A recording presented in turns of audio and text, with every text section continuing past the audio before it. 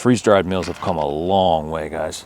You know, everyone used to have to make their own freeze-dried foods, but the market came and manufacturers stepped up to the plate, and now we're getting some really awesome freeze-dried meals delivered to the market. This Peak Refuel, I'd say this is probably, in my opinion, the leading brand as far as flavor and quality of food. Yeah, it used to be Mountain House was pretty much king of the industry, and they probably still are as far as sales volume, but quality, I can tell you for a fact, they're putting out better foods than Mountain House, in my opinion. So today we're gonna take a look. I'm gonna give you a review of the chicken pesto pasta. And it's been a while since I've had this one, but I have had it in the backcountry, and I know for a fact it's delicious. So I'm gonna walk you through the process of making it and tell you what I think as far as the flavor, textures, and all that good stuff. 2 servings, just add water. Your caloric information, I know some of you guys are big on that stuff, and when you're in the backcountry, you want a lot of calories typically, and this one delivers. Open the pouch, carefully add 2/3 cup boiling water, stir it, zip it up, let it sit for 10 minutes, and then give it a shot. 2/3 of a cup. That becomes the tricky part.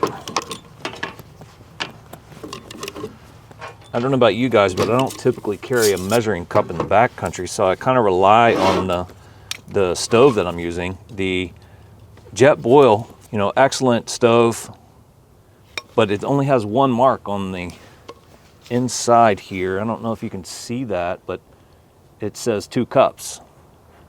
I need 2/3 of a cup. And we're gonna go ahead and screw the stove onto the fuel canister. Nice and tight. My only bad thing to really say about the Jetboil is this. Seems like every one I get, the igniter goes bad like almost instantly. So I always carry a lighter. 2/3 of a cup, and we're gonna have to eyeball it.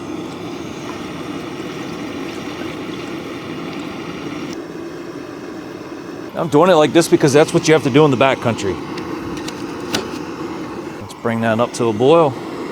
That won't take too long.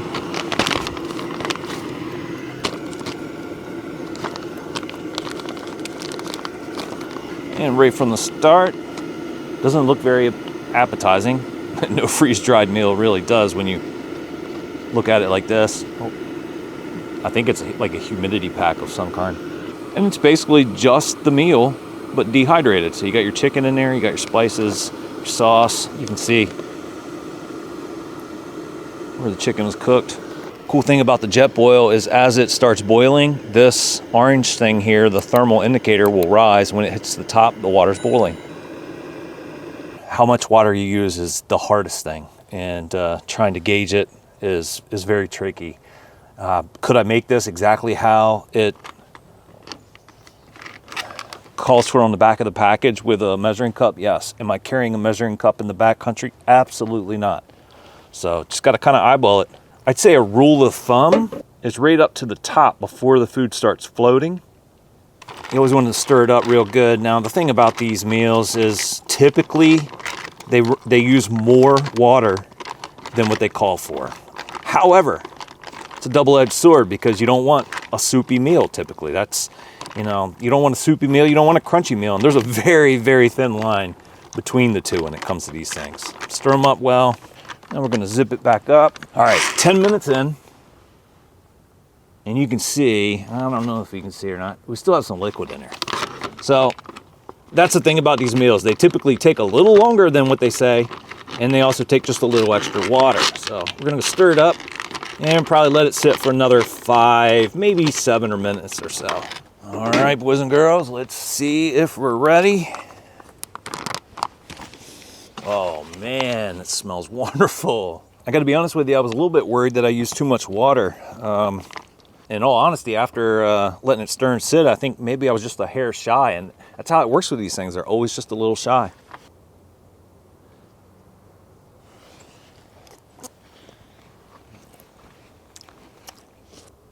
I'll make sure I didn't mess it up. Chicken still could use a little more hydrating, so I think I'll probably seal it back up and let it sit for 5 more minutes or so. And we're already 15 minutes into sitting, so you know, that's how this stuff goes. All right, 5 more minutes. get a piece of chicken in here.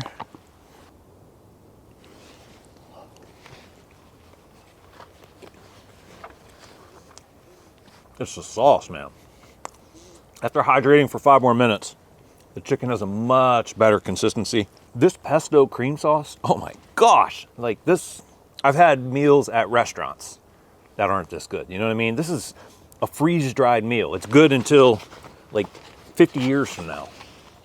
And it's better than some fresh food restaurants I've eaten at. The noodles are perfect as far as softness. They're like al dente. 920 calories. You could easily eat this whole thing yourself. It would catch up with you.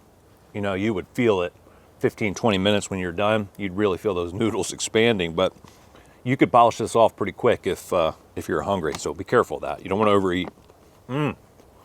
Piece of chicken that's not hydrated. That's the only part that really sucks about these meals. It's one of my top 5 favorite meals, or whenever I'm eating a hydrated meal. It gives you what you need when you're in the backcountry. It gives you those calories, gives you that energy. Ultimately, I think what really makes it is the flavor. The flavor is a 9 out of 10. And when you're in the backcountry, flavor is intensified, like seriously. And so it's good right now, but when you eat it in the backcountry, it's a gourmet meal. I mean, it's absolutely phenomenal. Price varies. You can get it anywhere from 10 to 14 bucks, but it's worth it. I mean, it's, you know, it seems expensive for a bag meal, but I mean, if you're looking at how much you pay to go out to dinner, you know, it's not, everything's expensive right now, and prices are not going to go back down. So it's just something we got to get used to. You're going to pay $10 to $15 for a decent meal. How accurate is the 2/3 cup? You know, I'm going to say that's going to have a lot to do with the temperature outside.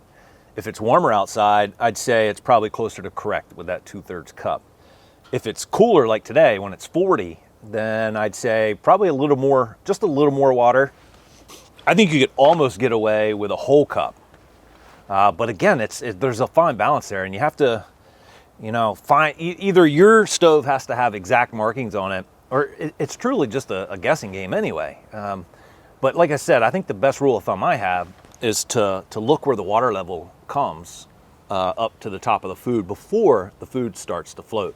In this case, I probably should have put just a little bit more. Go on Amazon or REI and get your chicken pesto pasta. Sometimes it's hard to find because it's such high demand, but it's definitely worth it. And if you find some, stock up on it. I keep 4 or 5 of them at my house. I mean, if you know the whole world were to go into chaos, you could live off that stuff for sure, and it's good for 50 years or so. So make sure you give Peak Refuel a try with their chicken pesto pasta. Hope you guys enjoyed the review. Let me know your thoughts about this meal down in the comments section below. I can't wait to see you guys on the next video. Have an awesome week.